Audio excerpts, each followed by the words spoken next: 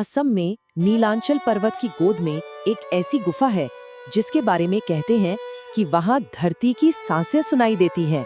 जी हाँ, ये माँ कामाख्या की पवित्र गुफा है और आज हम इसी के भीतर छिपे एक गहरे रहस्य को समझने की कोशिश करेंगे। तो सबसे बड़ा सवाल तो यही है कि आखिर इस गुफा को जीवित क्यों कहा जाता है। ऐसा क्या राज है इसके अंदर जो सदियों से बड़े बड़े साधकों को अपनी तरफ खींचता रहा है। चलिए मिलकर इस रहस्य की परतों को खोलते हैं। देखिए, लोक कथाओं की माने तो ये कोई मामूली गुफा नहीं है। ये वो जगह है जहाँ माँ कामाख्या की शक्ति साक्षात निवास करती है। कहते हैं कि यहाँ की हवा में, यहाँ के पत्थरों में, हर चीज में एक दिव्य ऊर्जा महसूस होती है।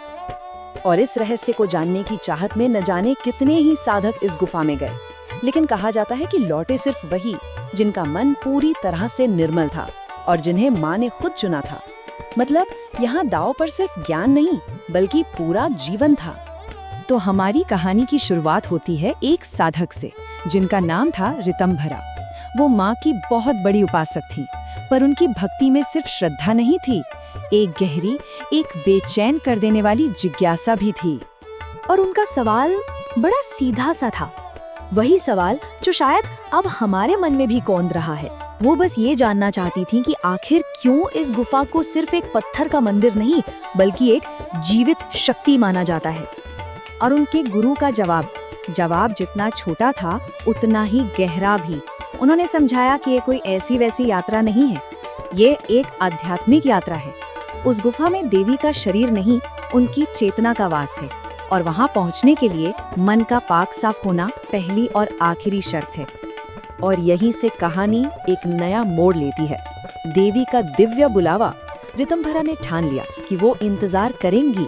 महीनों तक कठिन साधना की और फिर एक रात वो हुआ जिसका उन्हें इंतजार था। माँ का बुलावा एक सपने के जरिए आया। संदेश एकदम साफ था। ये एक बुलावा तो था, लेकिन एक चेतावनी के साथ कि असली लड़ाई बाहर की दुनिया से नहीं बल्कि अपने अंदर बैठे डर से है। सच को देखने के लिए हिम्मत चाहिए, अंदर की हिम्मत। तो बस ऋतंभरा की यात्रा शुरू हो गई। पहले तो सपने में वो दिव्य बुलावा आया, फिर उन्होंने नीलांचल पर्वत के उस रहस्यमय रास्ते पर कदम रखा, वहां मंदिर के पुजारी की चेतावनी का भी सामना किया और आखिर में सब कुछ पार करके वो गर्भगृह के सामने गहरे ध्यान में बैठ गईं, बस माँ के हुक्म के इंतजार में। और फिर आधी रात को जब ऋतंभरा गहरे ध्यान में थी, वो हुआ जिसकी किसी को उम्मीद नहीं थी। अचानक धरती में एक हल्का सा कंपन हुआ और गर्भगृह के ठीक पास एक गुप्त द्वार अपने आप खुल गया। माँ ने उन्हें बुला लिया था। अब आता है कहानी का तीसरा हिस्सा, सृष्टि का गर्भ। जैसे ही ऋतंभरा ने गुफा में कदम रखा, एक अजीब सी ठंडी हवा ने उन्हें छू लिया। दीवारें लाल रंग की थीं और उन्हें ऐसा महसूस हो रहा था जैसे कोई अदृश्य शक्ति उनके हर कदम को, हर सांस को नियंत्रित कर रही हो। ये जगह सच में सृष्टि के गर्भ जैसी थी। तभी उनके सामने एक दिव्य रोशनी फैली और उसमें से स्वयं माँ कामाख्या का स्वर गूंजा। उन्होंने पहला और सबसे बड़ा रहस्य खोला कि ये गुफा सिर्फ एक जगह नहीं, ये पूरी सृष्टि को जन्म देने वाली स्त्री ऊर्जा का केंद्र है। माँ ने फिर वो कहानी बताई कि जब देवी सती ने अपना शरीर त्याग दिया था तो उनका गर्भ यानी योनि ठीक यही जगह पर गिरा था। और कहते हैं उसी पल से ये धरती सिर्फ धरती नहीं रही, वो स्वयं माँ बन गई। ये गुफा उसी मातृत्व का, उसी सृजन का प्रतीक है जहाँ से जीवन की धारा बहती है। और जानते हैं, यही वजह है कि हर साल अम्बुबाची मेले के वक्त इस गुफा को बंद कर दिया जाता है।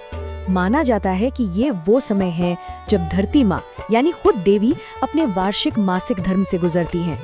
ये चक्र इस बात का प्रतीक है कि हर सृजन के बाद आराम कितना जरूरी है ताकि दुनिया का फिर से पुनर्जन्म हो सके। और फिर उस प्रसिद्ध लाल तरल का रहस्य भी खुला।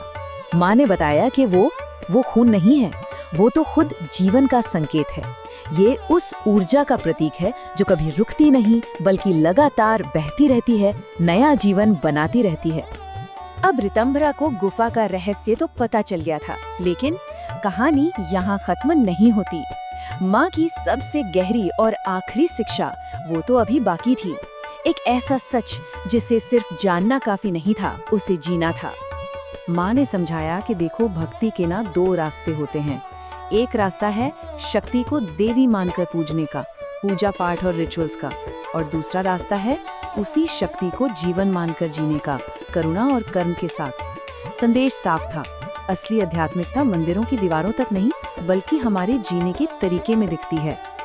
और इसके साथ ही माँ ने रितंबरा को एक आदेश दिया कि इस ज्ञान को दुनिया को मत बताना, क्योंकि ये कोई किताब में लिखा हुआ सच नहीं था, ये एक आंतरिक अनुभव था। और सच को सिर्फ वही समझ सकता है जिसमें अपने अंदर झांकने की हिम्मत हो। और अब कहानी का आखिरी अध्याय, गुफा की जीवित विरासत। इस ज्ञान को पाकर रितंभरा अब वो रितंभरा नहीं रही जो गुफा के अंदर गई थी, वो पूरी तरह बदल चुकी थी। और जैसे ही उन्होंने बाहर कदम रखा, वो गुप्त दरवाजा हमेशा के लिए बंद हो गया। वो अपने साथ एक रहस्य लेकर आई थी, जिसे अब उन्हें अपनी बाकी की जिंदगी में जीना था।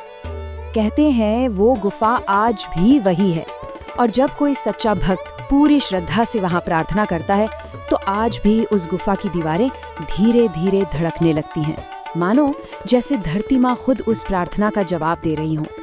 और यही था माँ कामाख्या का सबसे बड़ा, सबसे जरूरी संदेश, कि उनकी शक्ति किसी पत्थर की गुफा में कैद नहीं है, वो तो हर उस दिल में रहती है जहाँ प्यार और करुणा जिंदा है। असली मंदिर तो हमारा अपना दिल है। तो ये कहानी हमें आखिर में एक बहुत गहरे सवाल के साथ छोड़ जाती है कि सबसे बड़े रहस्य बाहर किसी गुफा में नहीं, हमारे अपने अंदर ही छिपे हैं। अब सवाल ये उठता है कि हम सब अपनी अपनी जिंदगी में आखिर किस सत्य की तलाश में हैं।